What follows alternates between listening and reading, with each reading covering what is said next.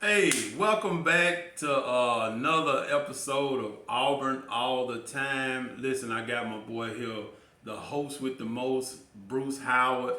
I'm your boy Rod Stevens, and man, did we have an amazing week 2 of football. But this is an Auburn show, so we'll be talking about Auburn football. Don't forget to click like, share, post your comments, follow us, man. We want to give a shout out to everybody that has been following us. We really do appreciate y'all, man. We just two average football fans, Auburn fans, and we just giving our taking our perspective on Auburn football and Auburn sports in general. But it's football season now. So with that being said, Bruce.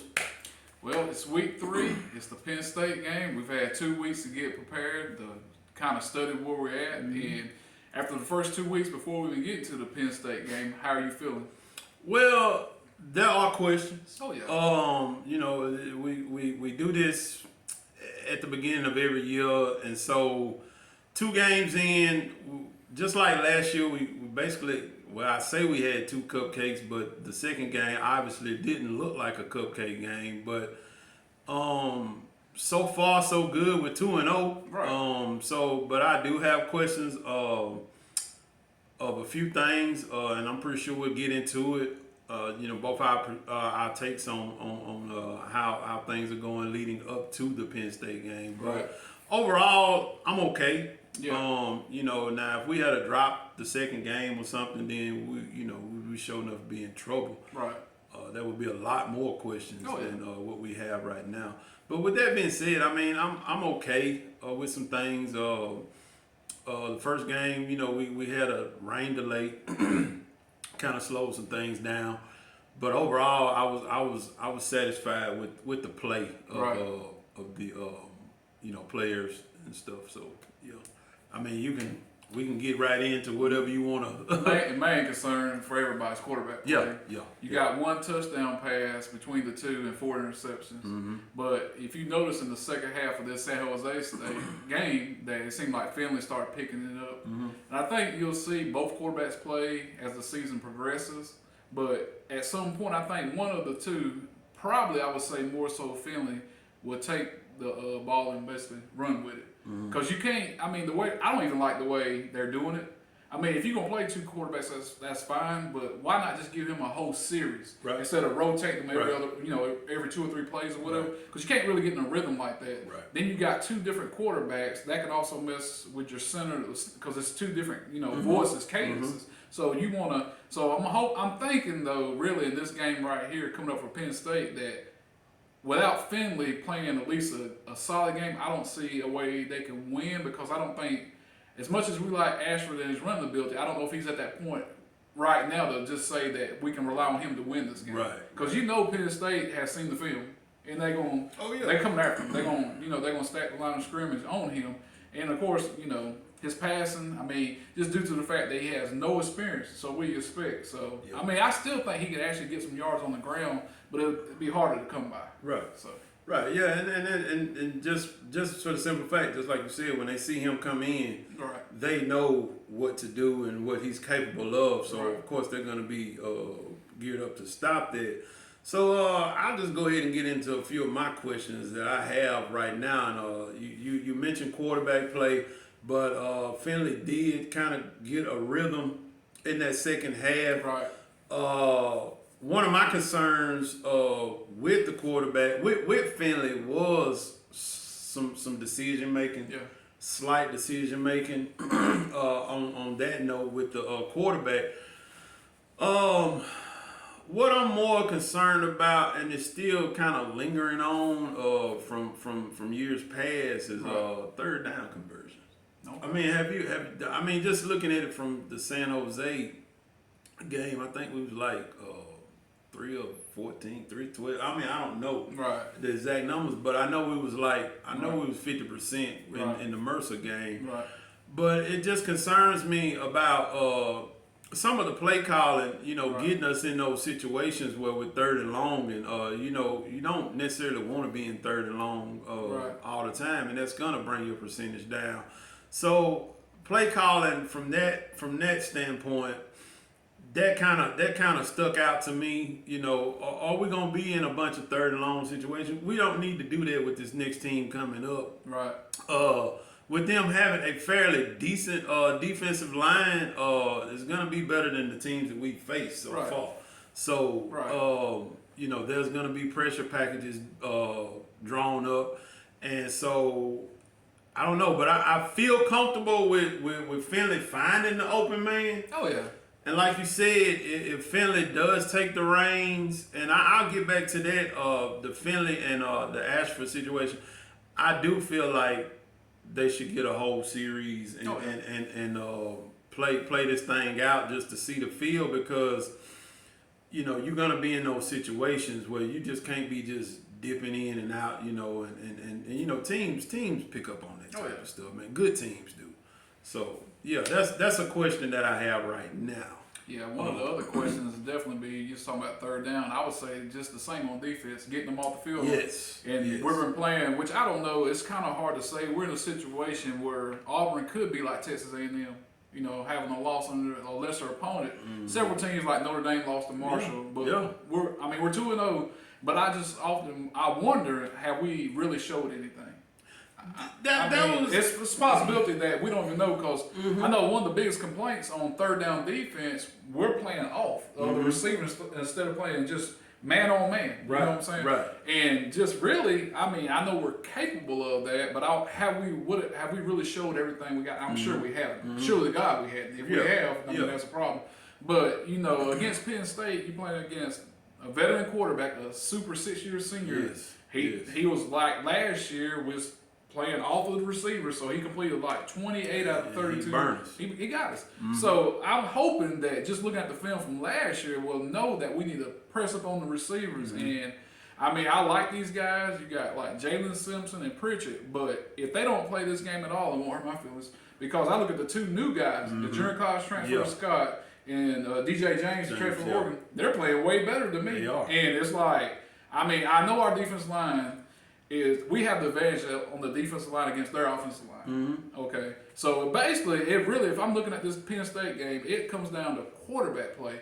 And as good as Sean Clifford is the fact that he's been known to give the ball away some too, though. Just like against Purdue, the first game out, through that pick six. So it's all about, to me, it's got the makings of a low-scoring defensive game. If that's the case, I like our chances. But if it gets in a shootout up and down the field, that to me that favors Penn State. There's trouble. And speaking of defense, you know, and I think it's just that the way we have been playing, there's a problem across the middle of the field.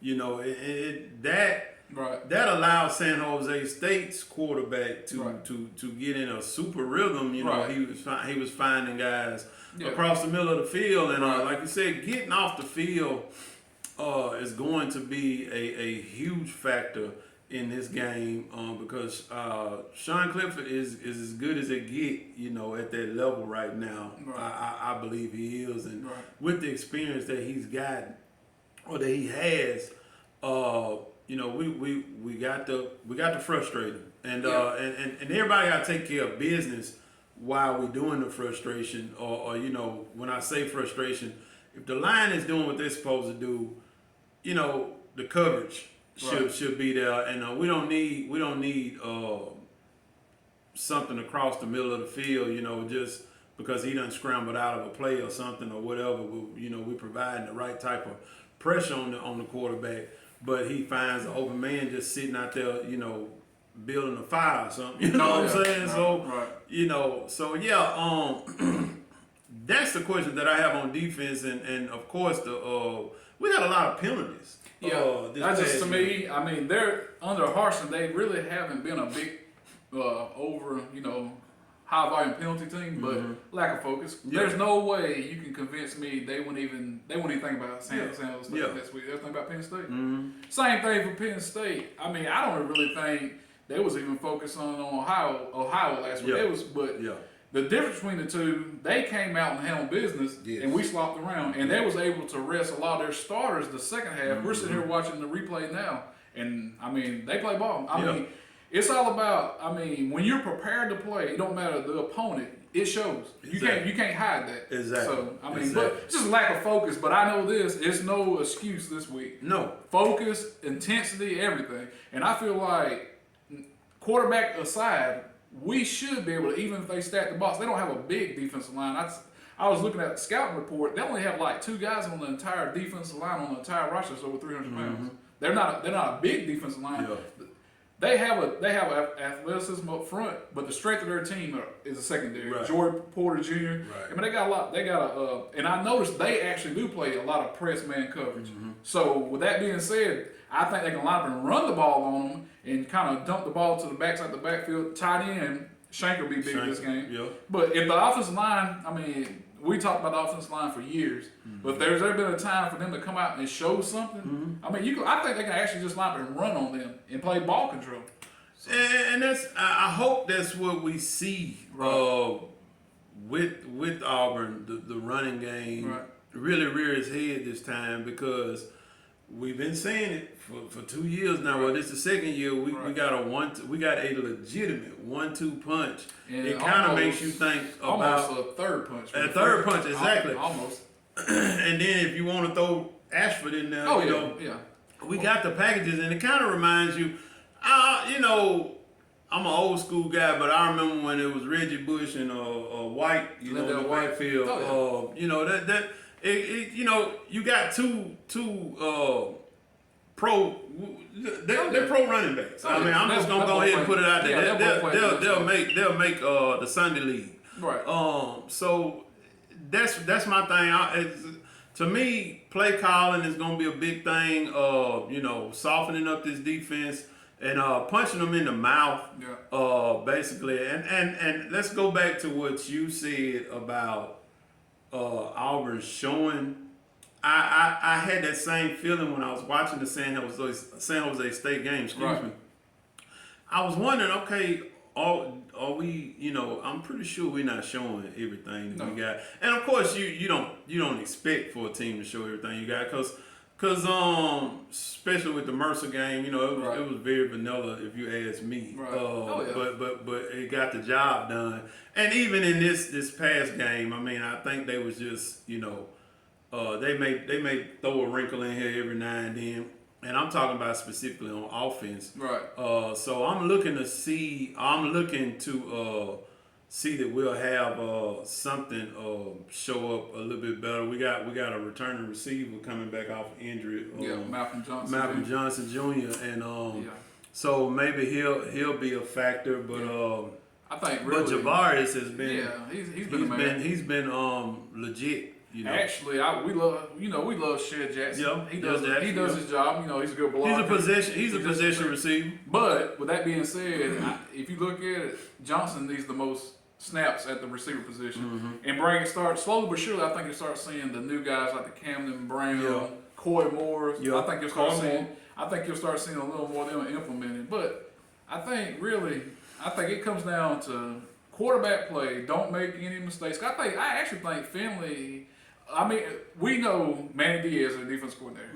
Manny Diaz loves the blitz. I mean, it's just common sense. So I look for him dumping the ball off short, out patterns, dump it off to the running back, and let them do the work. Yeah, nothing spectacular. Yeah. But when you make them respect the run, that's when you set them up. They run a lot of play action pass. You can hit them up top. You just got to be. I would say this, just like last year, the plays will be there.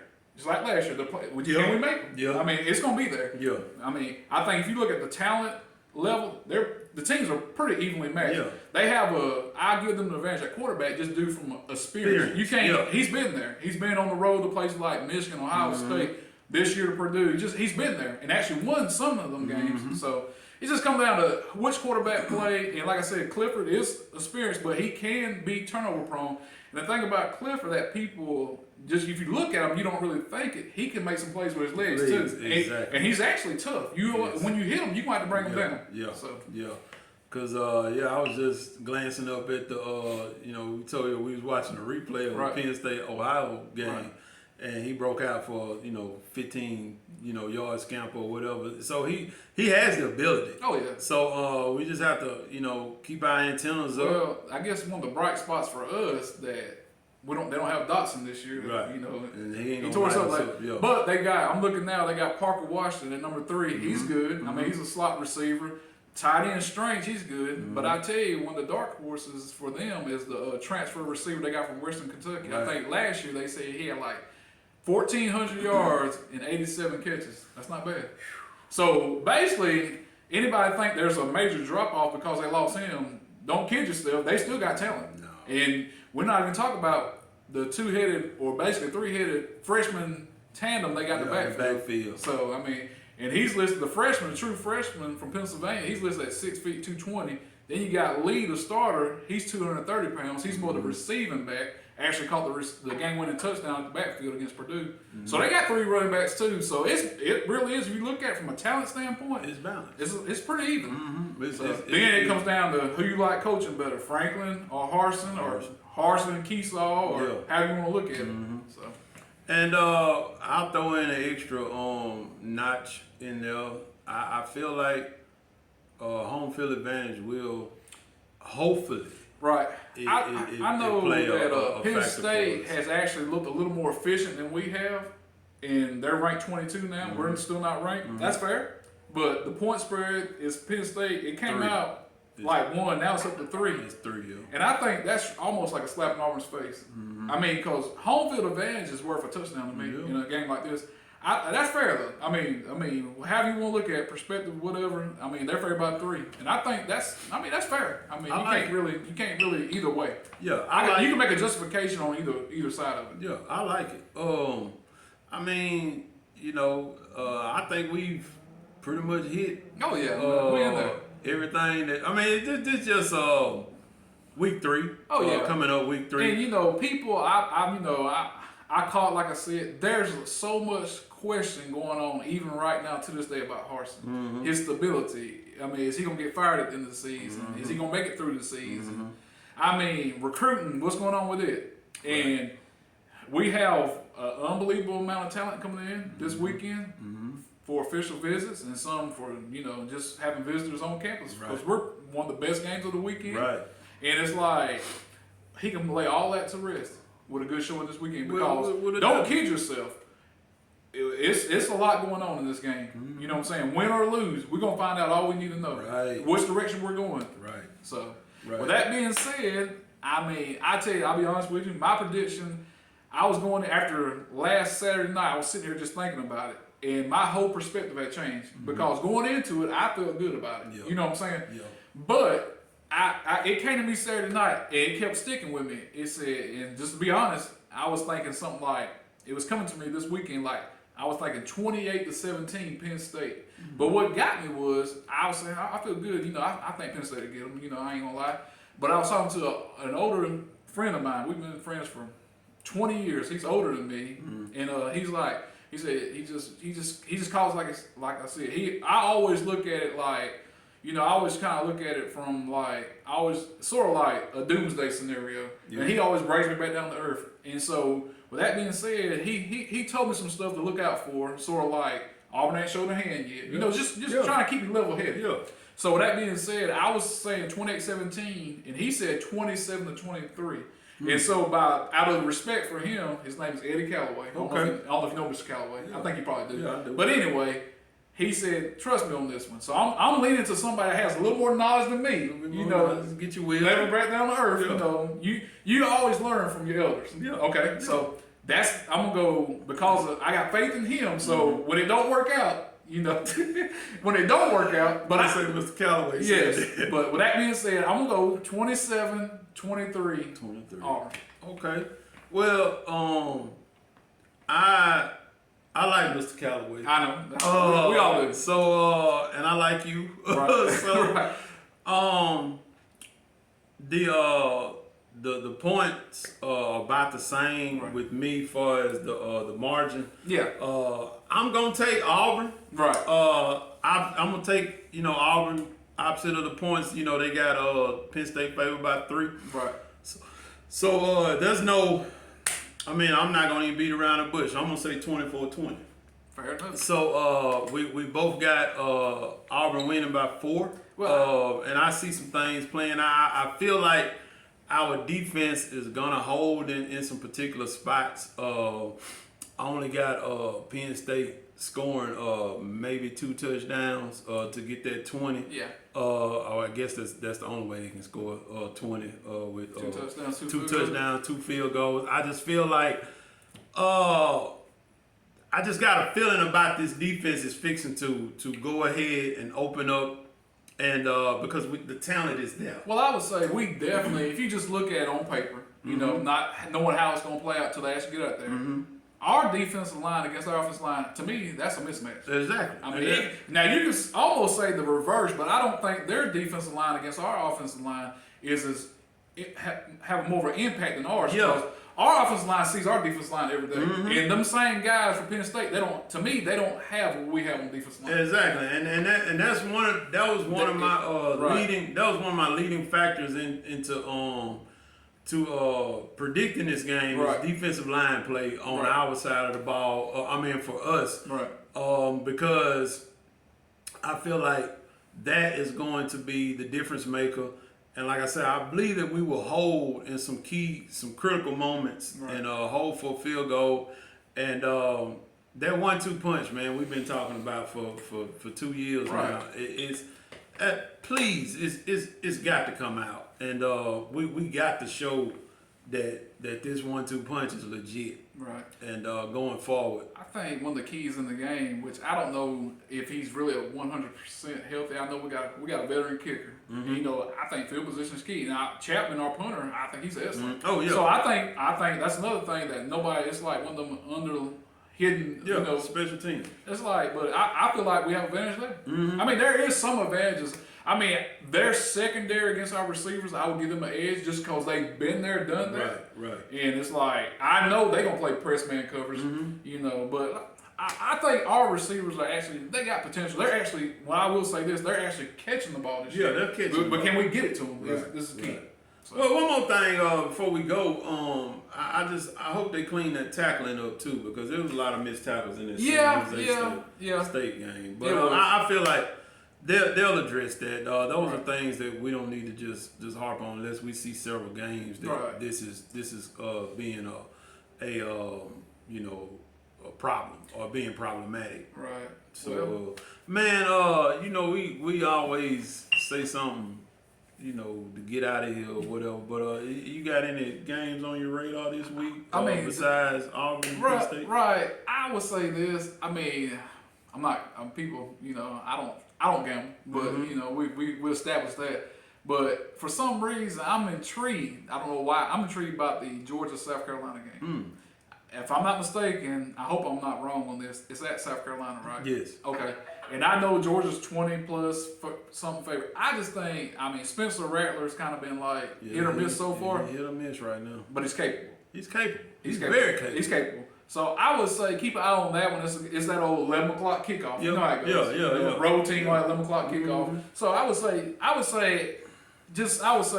South Carolina can keep it within shouting distance anyway. Well, keep it on the number. You think it could possibly be like this past week with Texas and Alabama being an 11 o'clock game, and you know the conditions they won't be in the same conditions. Though, I won't say that much, but you know I don't really talk about Alabama much. Yeah. I mean, it speaks for itself, but they're fortunate. Yeah, not to go off on that. But they're fortunate, and I think they know that. But I know how this stuff works too, though. I mean, they look that way. And people, even some of their fans are starting to talk now. You call in radio shows, talk shows, complaining about the offense coordinator, defense coordinator. Right. But really, though, you're almost at the point that you have to be careful as rival fans, and even them, be careful what you could wake up a sleeping giant. Exactly. It's possible. I'm not saying, I don't see the receivers and stuff they've had in the past. To me, I don't see that. I don't even see the running backs they've had in the past. Right. But don't kid yourself. They're capable. So I'm not the defense capable. That they got, the defense and the quarterback that they got, I'm never gonna count them. And the field goal kicker. They've actually got one. Yeah, Riker. Yeah. He is as good as advertised. So, but one of my games, I'm gonna say it's a game of overrated. Texas A&M and Miami. I will keep an eye on that one for sure. Man, some of my stuff has really changed about Texas A&M. I mean, I'm not counting them out. This is just the third game. Hopefully Haynes King get his stuff together. And then again, we don't know if it's the play calling or if it's the man's decision making. I had Texas A&M on last week. They was on small TV. Mm-hmm. That's where they belong. In the Jimbo Fisher team, they go to the side. TV, yeah. But I'll say this: not knowing their situation, I would be careful with Haynes King because at this point this week, I would say Max Johnson needs to play the other quarterback, the transfer in from LSU. Yeah, I would say definitely he's got to play. Yeah, and I just said both of these teams. I just feel like both of them are overrated. They was overrated in the beginning. Well, both coaches to me, Cristobal and Jimbo Fisher, they've always been known more of a recruiter than a head coach. I could actually see a scenario where Texas A&M would win this game.